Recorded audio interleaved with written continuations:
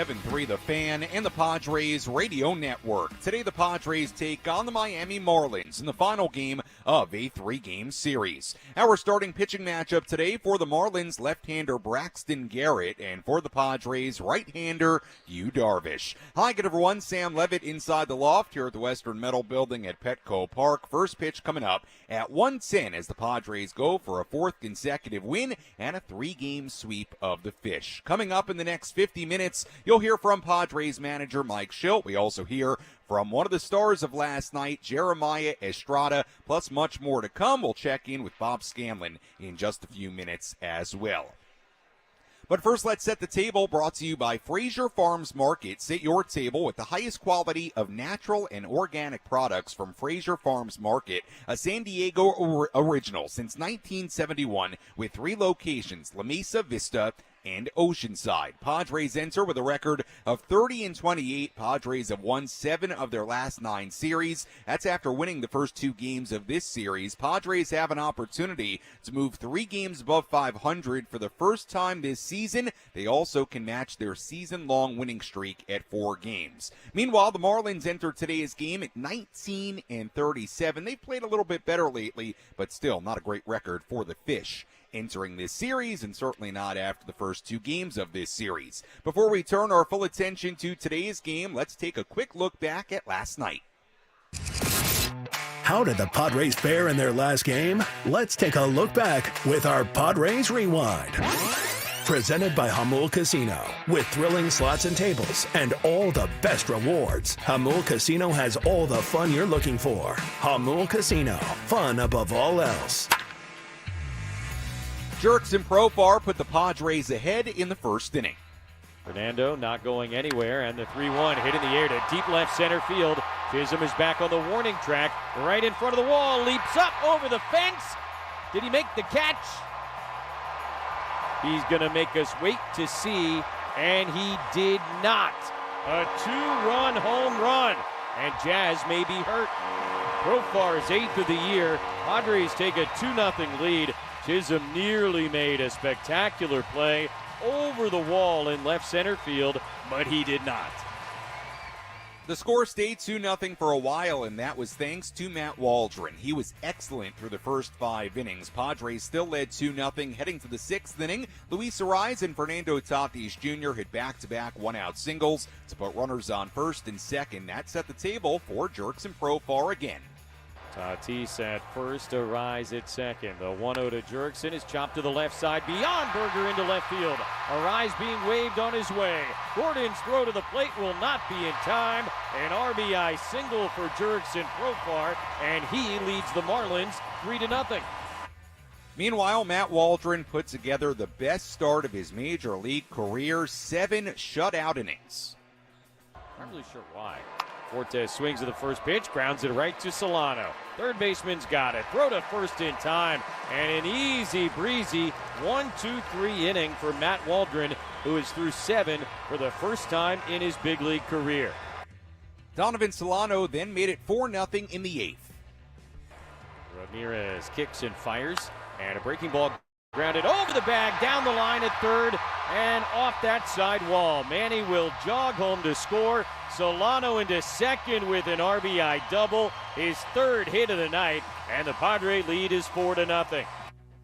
Then what a show in the 9th inning. Jeremiah Estrada made Major League history by striking out 11 and then 12 consecutive batters at 12. He was already in sole possession of the Major League record in the expansion era since 1961. Estrada finished off the game with another K. 11 pitches, 9 strikes, couple of Ks. Looking for one more. 1-2 to Gordon. The pitch from Estrada. Swung on and missed. Strike 3. Another splitter, another K. Lucky 13 for Jeremiah Estrada. And the Padres shut out the Marlins 4-0. And that was that. Padres have won the first 2 games of this series. They go for a series sweep here today. And like we said earlier, trying to move 3 games above 500 for the very first time here in 2024. As we get ready for first pitch coming up at 1:10 here in downtown San Diego, let's go behind home plate. Let's go inside the Padres broadcast booth for a deep dive on today's matchup from Bob Scanlon in our Padres game preview on the Padres Radio Network. Scan, before we talk about today's matchup, I do want to talk about last night because the pitching was so tremendous between what Matt Waldron did, 7 brilliant innings, the incredible stuff of Jeremiah Estrada on display once again in the 9th inning. Your thoughts on what we saw here at this ballpark last night?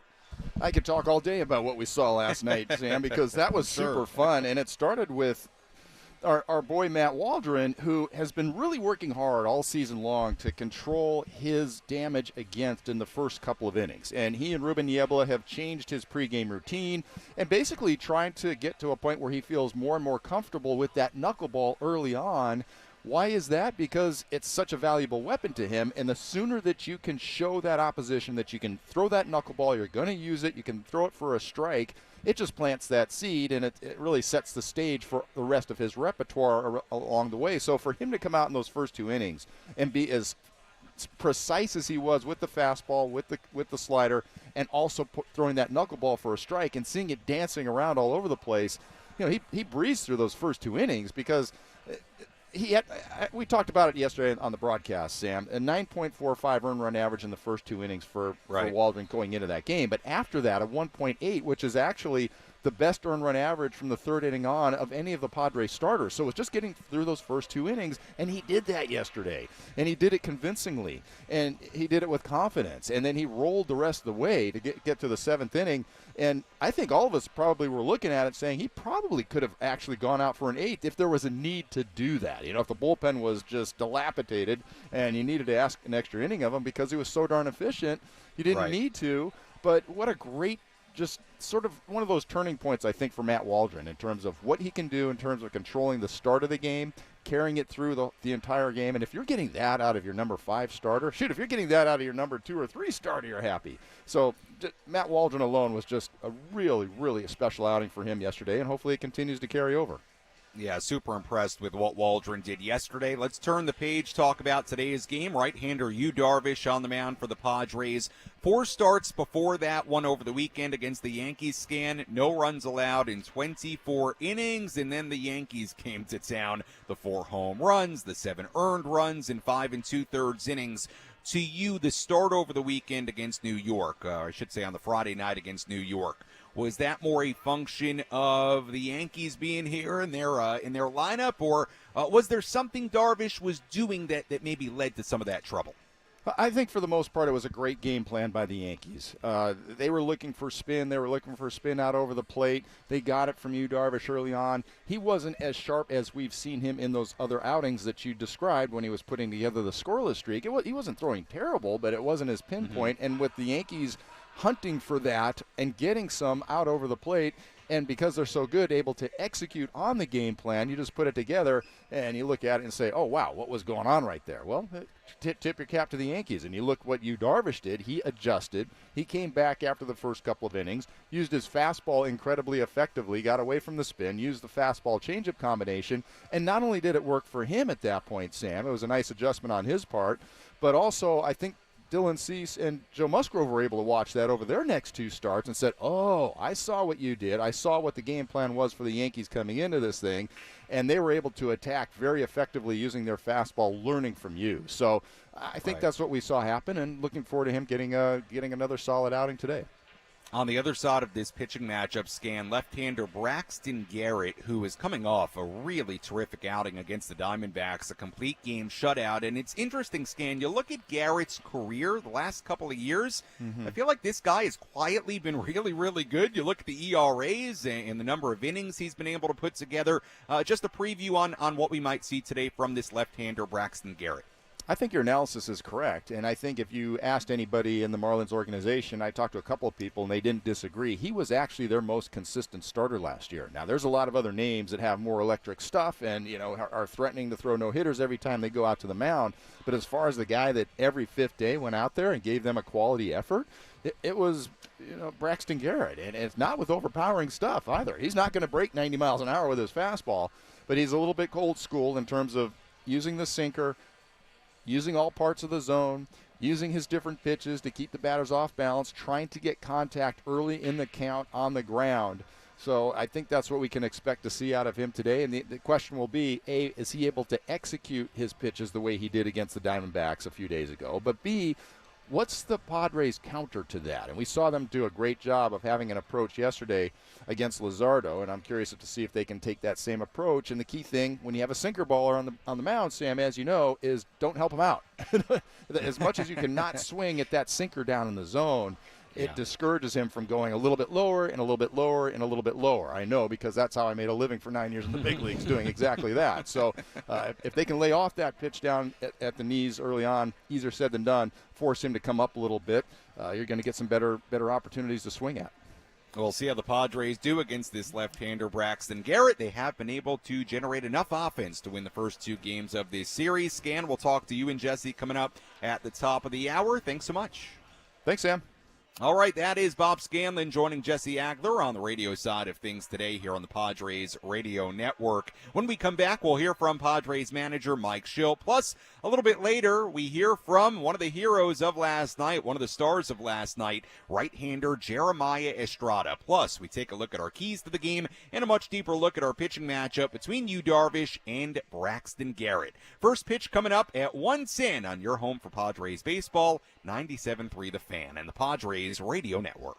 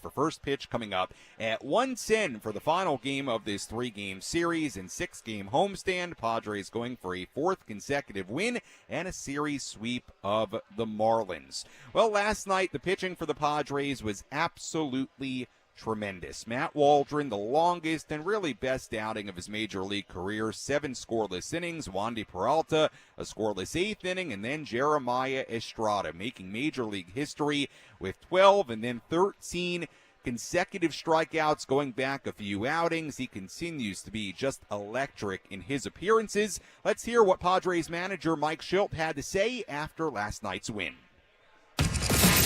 Let's pull up a seat in the manager's office and hear from Padres manager Mike Shildt. Presented by Sinley Food. Spice up your culinary life. I'd say it was tremendous pitching. I thought it was fantastic, of course. That was great. You know, he dominated the strike zone. I mean, he was really he's just filled it up. Knuckleball, four-seamer, able to throw a sweeper when he needed to. Just a tremendous job. I mean, the knuckleball was outstanding. Fastball command was really good. But again, he dominated the strike zone. You're looking at 85 pitches, 67 strikes. Set a career high for going through 7 innings, which is, a big hurdle for him, and did just a tremendous job. Can't say enough about the effort tonight, and made a great play in the 5th.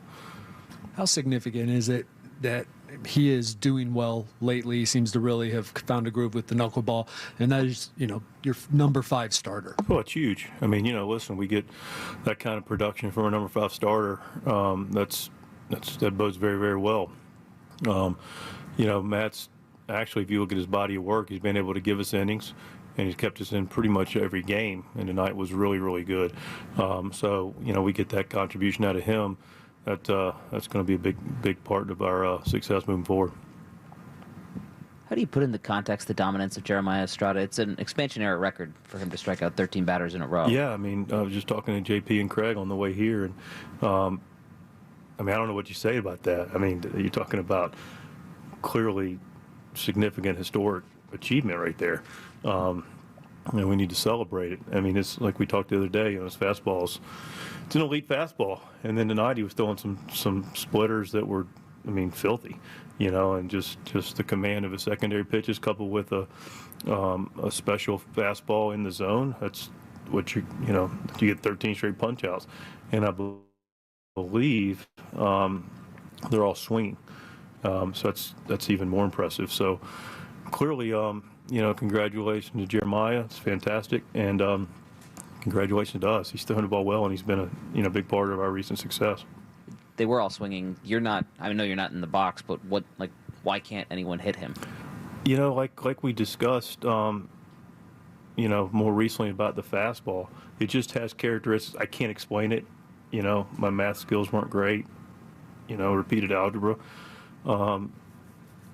Almost 3 times, but I don't know how it works. I just know that when we acquired him, Ruben talked to me in January about him and told me about how elite his fastball was relative to just the carry on it, and then Ruben and Fritzy went to work with Jeremiah, who gets all the credit. Jeremiah gets all the credit. They partnered with him about just being consistent with being able to get it in the zone and challenge guys, and then coupled with clarity to his secondary pitches, and give Estrada a ton of credit. Like I said, in spring training, we're starting to see it, and here we are. It's just a special pitch. Well, what does it say about the person, given that, he was placed on waivers last November. He kind of started camp. He didn't know if he had a role, and he was in the minors for a little bit. For him to kind of come through all that and be where he is now, and with the attitude that he seems to have, what does it say about who he is? Yeah, all the credit to him, obviously. Listen, some guys, I don't know what happened in the previous situation, but, sometimes you get a wake-up call, or, sometimes you find something. I can't say as to the reasoning behind it, but, I give him a ton of credit for being able to look at himself and recognize, hey, what are areas I need to improve with the talent I have? He's blessed with a special arm and special stuff, but how do I use it, and how do I get it to play at the big league level consistently, and what does that look like? And he went on that journey, and to his credit, he's at this place now, and now we continue to move forward with it. Mike, you guys are at 2 games above 500. It's the first time in a month and a half. Does that surprise you, with as well as you guys have been playing at certain portions of that, or you've talked about this being a build? Yeah, no, I think it's just that. I mean, it's a build. I mean, what is it? 8 out of 10, 7 out of 9 series we've won. I'm a big series guy, as you know, so it just proves to be consistent. And we were able to grab another series today with some good baseball. So it's just a matter of continuing that process, and then the numbers will be where they are. As we continue to stack on good baseball. That was Padres manager Mike Shildt after yesterday's 4-0 win against the Marlins. We'll hear more from Mike on our post-game show coming up later on this afternoon. Sam Levitt with you inside the loft here at the Western Metal Building at Petco Park. You can get involved on our pregame coverage, as always, in a number of different ways. You can tweet at me at SammyLev, SammyLev.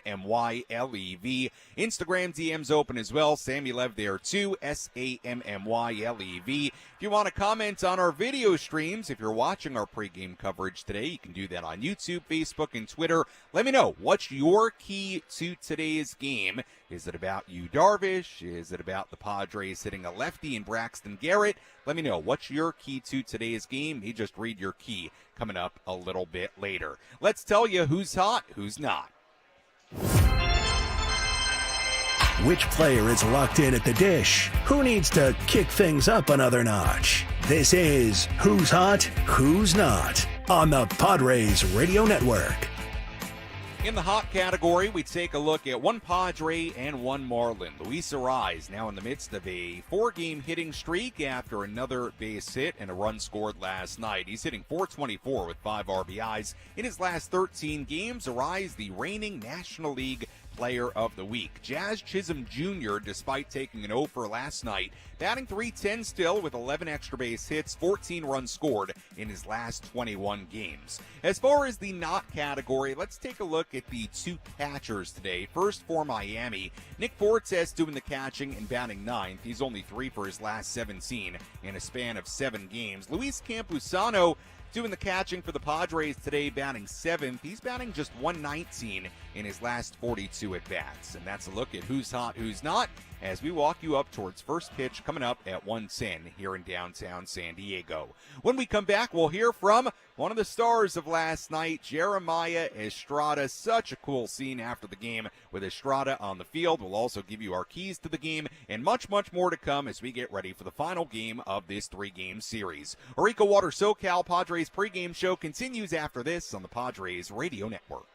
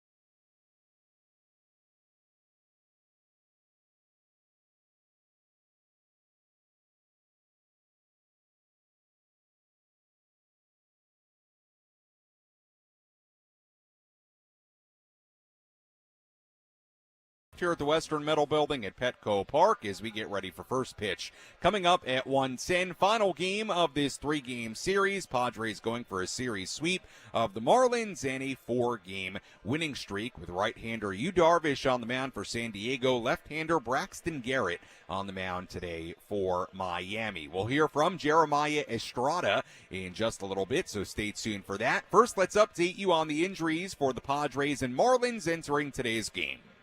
Who's in, who's out? This is the Bada Fulkerson Injury Report, presented by San Diego's Bulldog Injury Attorneys, who hope you're never in an accident. But if you are, make Bada Fulkerson the first call you make. Hit them up 24/7 at badafulkerson.com. We have nothing new to really tell you about on the injury report today, which is always good news, right? We don't want more injuries. So nothing new to tell you about as far as injuries impacting this game here today. But with the Marlins in particular, just worth noting, they continue to really have a lot of different injuries in their starting rotation. Keep in mind, Marlins right now without Sandy Alcantara. He's coming back from Tommy John surgery. Yuri Perez also coming back from Tommy John surgery. He was injured earlier this year. Right now, the Marlins without right-hander Edward Cabrera. He's dealing with a right shoulder impingement. And today, Braxton Garrett, the left-hander, well, we'll have more about him later, but he also started the season on the IL. So just worth noting, the Marlins continuing to deal with some very, very big injuries in their starting rotation. As far as the Padres, nothing new to tell you about. Obviously, the Padres playing without Xander Bogaerts right now. He's going to be out for a while. We know for, in all likelihood, a couple of months. But nothing new to report on our injury report here today. As we always say on the injury report, no news is good news unless we're talking about somebody coming back from the IL. Nothing to really tell you about today. Quiet injury report on this Wednesday. Let's take a look at the out-of-town scoreboard.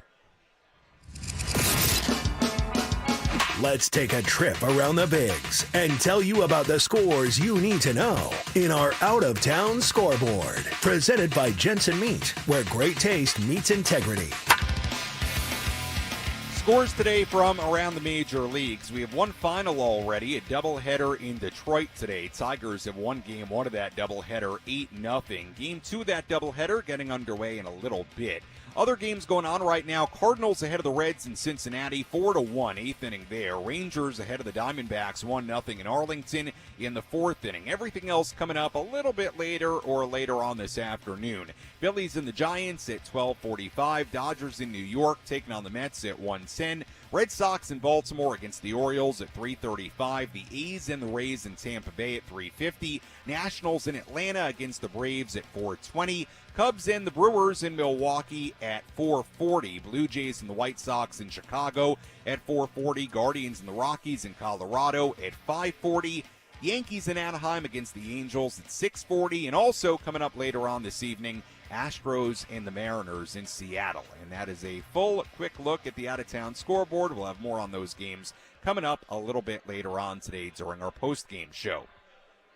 Well, one of the stars of last night's game, the shutout win for the Padres, 4-0 against the Marlins, no doubt about it, was right-hander Jeremiah Estrada, who continues to be just tremendous. If you go back to his final outing in Cincinnati, from that point on, Estrada has now struck out 13 consecutive batters. If you haven't heard about this, well, I'll tell you about it right now. He entered his outing last night, 10 consecutive strikeouts going back to a few outings ago in Cincinnati. He had an opportunity yesterday to tie Jose Alvarado for the major league record, 11 consecutive strikeouts across appearances. He did that with the first batter he faced in the ninth inning yesterday. That tied the major league record in the expansion era since 1961. So after that, the only question became, could he break the record and make it all his own? And then could he get number 13 to add on to the record? Well, he not only got number 12, he then got number 13, and he ended the night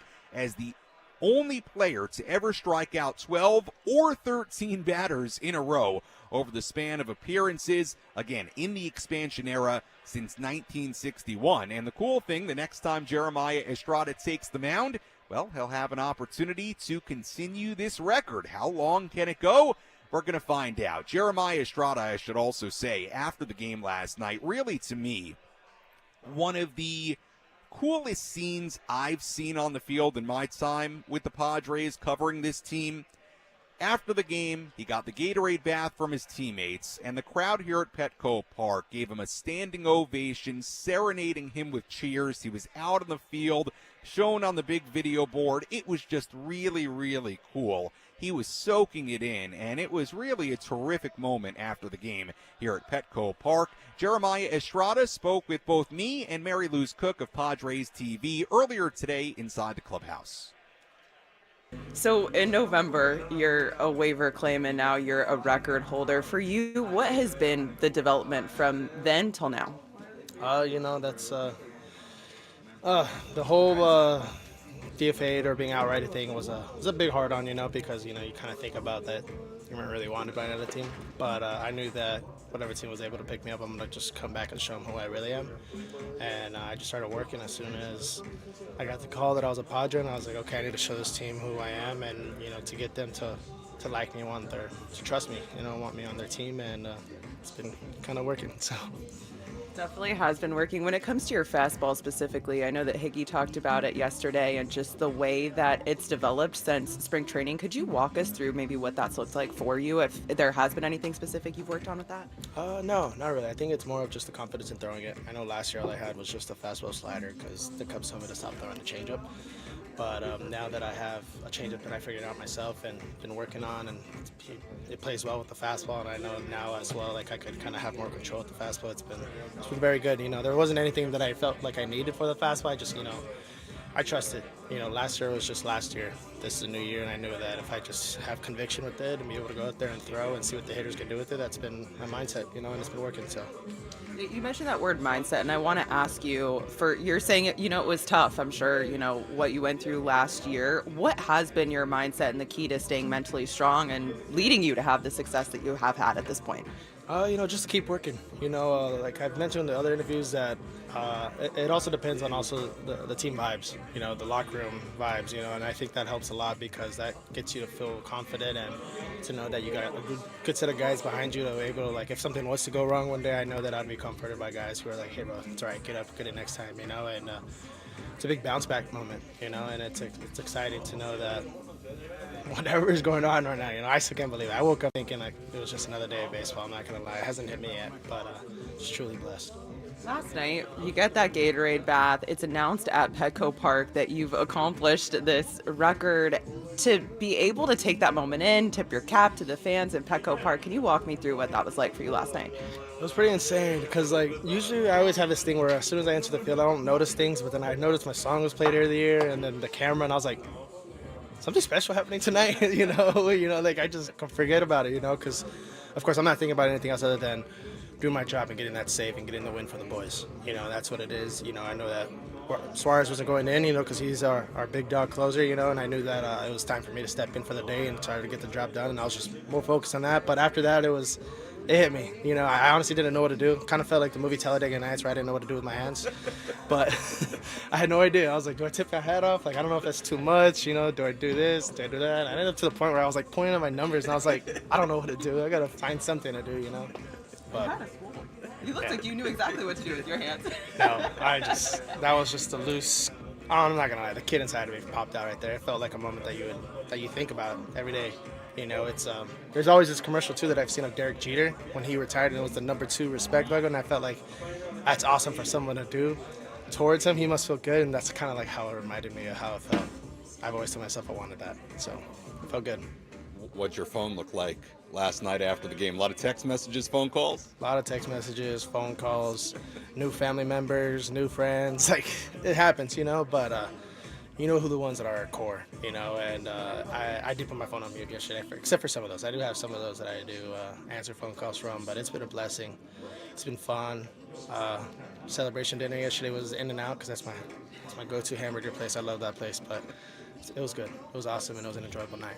Being a kid from Southern California, growing up not too far away from here, we've discussed it before.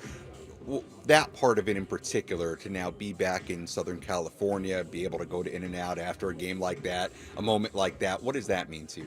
It means the most, yet alone also that I know, of course, family wasn't here today or yesterday, But that doesn't bother me because I know that they're an hour and 45 minutes away, and I know my family has lives, but they got their own thing to do. And I tell them, like, hey, guys, like, it's the same thing for me because I know they would love to come to every game, but it feels good to know that I'm at home here. It feels like I'm at home. When I was told I was a Padre, I felt like, dude, I'm home. And it feels a lot better, a lot more familiar with the place too. And like I said, to know that In-N-Out's down the street. That's right. He did go to In-N-Out after the game yesterday, so it begs the question, what was Jeremiah Estrada's order last night at In-N-Out? Number one, which is a double-double with no secret sauce and no onions. Not a fan. I will do grilled onions if I'm craving it, and then that's about it. And I just get a ton of peppers and just stack them all on my burger, and yeah, wish the best. That's it. All right, so you set a major league record, you go get a burger. Life is good right now for Jeremiah Estrada. A big thank you to Jeremiah for joining us pregame today, and a big congratulations. What a moment for him last night. He continues to be just a huge part of this Padres bullpen. First pitch coming up at 1:10 here at Petco Park in the final game of this 3-game series. Let's give you our keys to the game. How will the Padres unlock a victory in today's game? These are the keys to the game. Presented by Honor Buick GMC Hummer in National City. Key number 1, the first inning. The Padres have scored 43 runs in the first inning this season. They got 2 more last night on Jurickson Profar's home run, and they never look back. The Padres are 14-2 when they have a lead after the first inning this season. They're 4-12 when they trail after the first inning. So a key today, go grab a lead in the first inning and run with it. That's key number 1. Key number 2, keep Manny going. Manny Machado has quietly put together a 7-game hitting streak, 8 for his last 25. Keep going, Manny, against the lefty here today. We'll see if Machado can keep it going. Back in the lineup, of course, for the Padres today, playing third base and batting cleanup.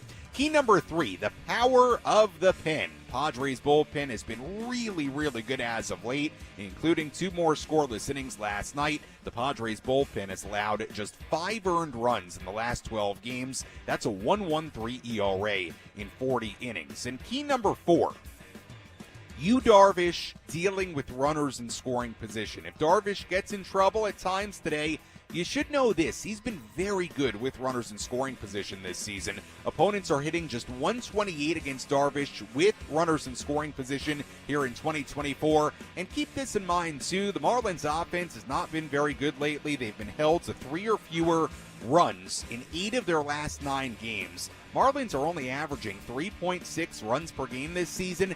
That's the lowest average in the National League and second worst in baseball. So Yu Darvish, let's be honest, taking advantage against a not very good Marlins lineup. That's a big key in today's game, and that's a look at our keys to this series finale. When we come back here on the Padres Radio Network, we'll continue to get you ready for this one. We'll take a much deeper dive into our pitching matchup between Yu Darvish and Braxton Garrett, and we'll also talk about the Padres against left-handers, facing another lefty today in Braxton Garrett. We'll see how they do. First pitch coming up at 1:10 on the Padres Radio Network.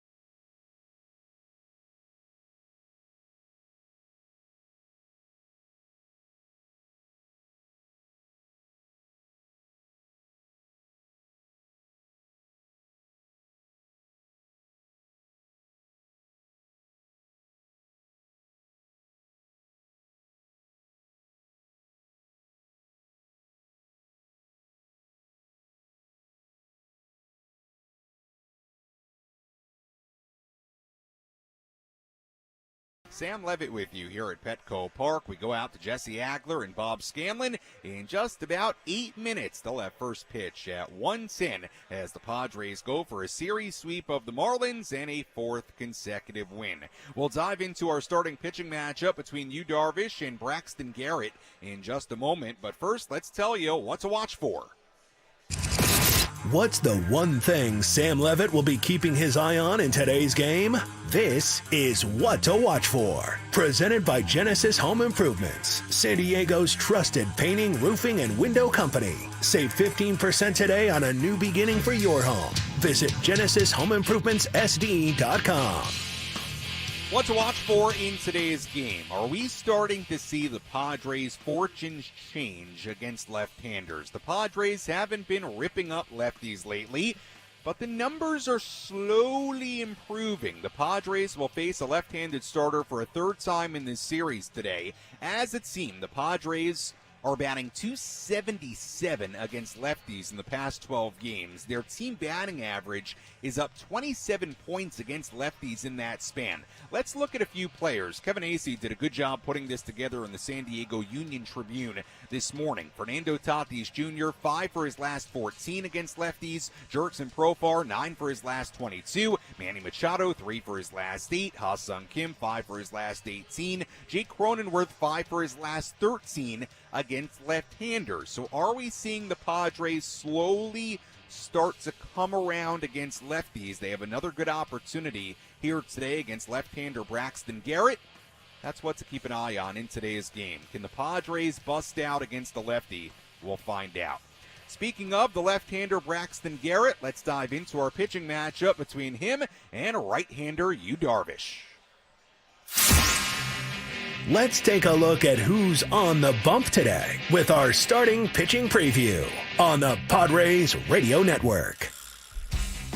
Braxton Garrett, the 26-year-old on the mound for Miami. He's 1-0, a 5.30 ERA in 3 starts this season, 18 2/3 innings. He struck out 19 and walked only 3. Coming off his first career complete game against the Diamondbacks, 95 pitches, just 4 hits allowed, 6 strikeouts, a complete game shutout, otherwise known as a Maddox. At under 100 pitches. He was tremendous. That shutout came after 2 tough starts to begin his season. 11 earned runs allowed in 9 2/3 innings combined in his first 2 starts of the year. Garrett started the year on the IL, dealt with shoulder soreness during spring training. Garrett was really good last year and has quietly put together 2 very good seasons in a row. A 3.66 ERA in 160 innings in 2023, a 3.58 ERA in 17 starts in 2022. 3 career starts against the Padres. 2 of them came in 2021. One was really good in Miami. 7 innings and 2 runs given up. Gave up a home run to Fernando Tatis Jr. in that start. The other was not good. He gave up 5 runs on 8 hits and 3+ innings. Here in San Diego, he faced the Padres last year in Miami. 5 innings and a third, gave up a home run to then Padre Gary Sanchez. Meanwhile, on the mound for the Padres, the right-hander Yu Darvish. The 37-year-old is 4-2, a 3.04 ERA in 10 starts, 53+ innings. He struck out 51, walked 14. Last start over the weekend against the Yankees did not go well. 5 2/3 innings, 7 earned runs given up, 9 hits. 4 of those hits were home runs.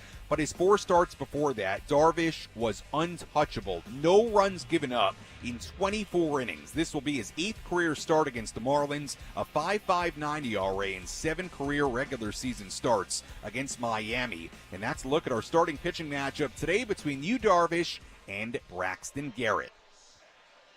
You've been listening to the EcoWater SoCal Padres pregame show on the Padres Radio Network. EcoWater SoCal, your water should be perfect. Find them online at EcoWaterSoCal.com.